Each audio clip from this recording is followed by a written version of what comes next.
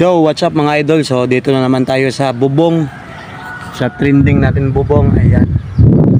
So ngayon lang tayo nakaakyat kasi palaging umuulan. Kasi nga babaguhin na natin yung disenyo ng bubong natin kasi tapos na rin yung June 12. Tapos na yung araw ng kalayaan. Ibahin na natin dapat punong isang linggo ko pa to iniba, kaso lang palaging umuulan, sayang yung pintura natin. Kaya ngayon parang may araw pero parang makulimlim pa rin. Ano na natin, wala tayong magawa kasi nga nabasa ko rin, nasa batas din natin na sa Republic Act 8491 yata nga bawal talaga yung mga ganitong disenyo, lalo na sa mga residential. Pinapayagan lang pag araw ng kalayaan, tulad ngayon June 12. Kaya ginawa ko tong content na to. Ayan, pwede lang to sa mga government building siguro, mga paaralan, mga opisina. Ayan. So at dami rin kumukontak sa atin na bawal daw. Pwede para wala nang magbabas, ibahin na natin. Pero nais ko lang talaga pasalamatan yung mga nagsuporta sa Facebook natin. Ang daming nag-share, daming views. Thank you talaga sa sumusuporta. Sa Facebook parang mga 5 lang yung nagbas doon, 5. Pero sa YouTube natin napakarami. Siguro total of sa mga video nasa 200k views na to, pataas pa kasi bawat isang araw may 5,000 views lumadagdag. So sana madagdagan pa. Kaso nga lang yung mga comment, karamihan binabas ako, sinasabing baliktad. Pinapaliwanagan ko naman, mali daw ako, mali. Wala tayong magawa, yun yung gusto nila. Yung importante, alam natin nasa tama tayo kasi tayo nasa actual tayo gumawa. Yung sila, yung nagbaba sa video lang nakabase. Yung kulang kasi sa akin yung gadget. Kung may drone sana maganda yung kuha. Front cam pa yung gamit ko, simple kawayan lang yung gamit ko. Yung panungkit lang, front cam parang baliktad. Pero sa mga shoutout sa mga basher ko, thank you rin sa mga views nyo. Simple nag-views kayo bago nagbas. Thank you sa mga comment nyo kahit pang babas. Thank you. Pero bago ko to sirain o ibahin na yung disenyo, ito na lang yung paliwanag ko sa inyo. Hindi ako gagamit ng front cam back cam ko. Wait. Ito kasi mga idol, ito yung kinatayuan ko, chimneya to. Ito yung likod ng bahay. Tapos nandun yung harap. Kaya dun ko nilagay yung blue na yan. Tapos nandun yung puti, nandyan kasi yung pinaka front. Dyan din galing yung araw, sisikat. Kaya dyan ko yung nilagay yung puti.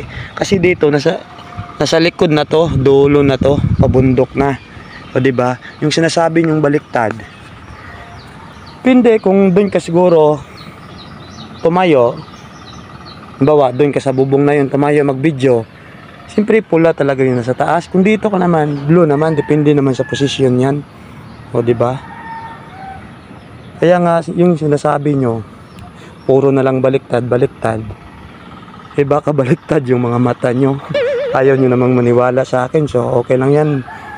Importante, nakakatulong din yung mga comment nyo. So ngayon, babaguhin na natin to. Yung sa kabila, yun Andre, nakita nyo, napinturahan ko na yan nung isang linggo, kaso panay ulan, o sayang yung pintura.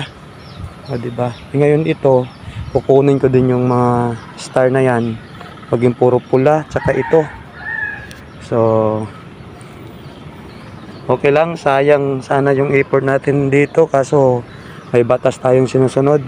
O diba? Gagalangin natin, importante sumabay tayo sa pag-celebrate ng araw ng kalayaan o Independence Day. So ngayon, simulan na natin mga idol. Ano ko lang yan, tatabunan ko lang yung puro pula yan. Depende kung makasya yung pintura natin. Basta makuha lang natin yung mga star nga, hindi ba makilala na Philippine flag siya. Tapos babalik na lang tayo dito next year, mag Independence Day. Ayusin ko ulit to. gagawin ko pa rin Philippine flag to. Di ba? So, let's go na.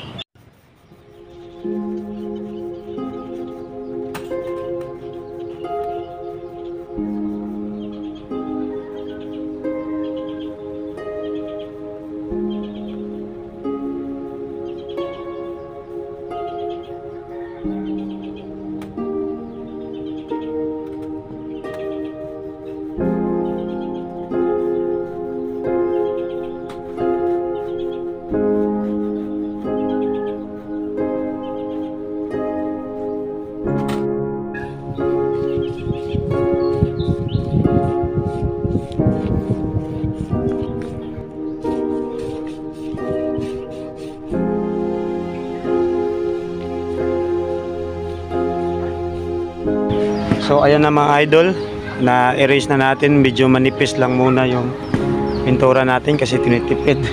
Importante na wala na yung replika ng Philippine flag, yung mga sun and star niya wala na, at pati yun sa chimney, ayan.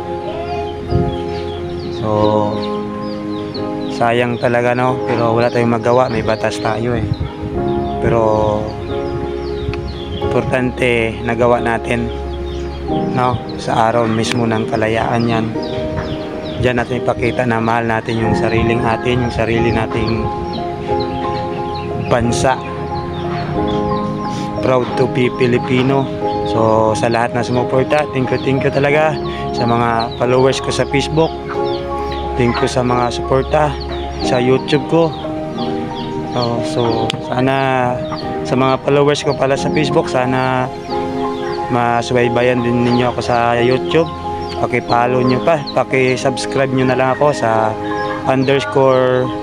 _Donbong TV. Yan, bali yung @Donbong TV, tapos may emoji na kiss. Yan, _@Donbong TV at emoji na kiss, kasi pag i-search ninyo Donbong TV lang, marami yan. Tsaka paki-follow din ninyo ako sa Facebook natin, yung James Prince Tangal.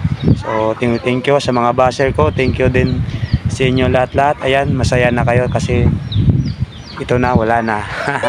Kita-kita ulit tayo sa June 2025 mga idol. So thank you mga idol, God bless inyo lahat, and please share na lang mga idol. Proud to be Pinoy. Yeah.